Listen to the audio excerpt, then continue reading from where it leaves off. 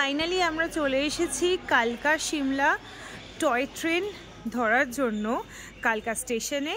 তো এই হচ্ছে স্টেশনটা, মানে আমার এটা সত্যি বলতে খুব ইচ্ছা করছে।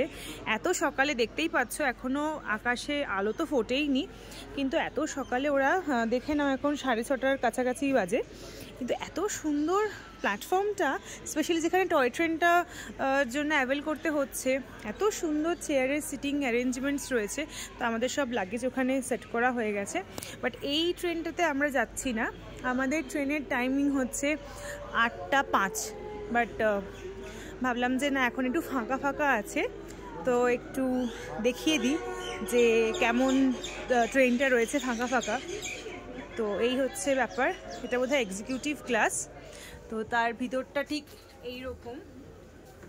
আমি আর ভিতরে ঢুকলাম না। তো যাই হোক, আমাদের ট্রেন যখন আসবে তখন ডেফিনেটলি শেয়ার করব এই যে টয় ট্রেন। তার আগে একটু দাদার কাছে চাও খেয়ে নিই। দাদা, চাय कितना करके है? 10 रुपये। एक चाय दीजिएगा। একটু গরম গরম একটু চাও নিয়ে নিই।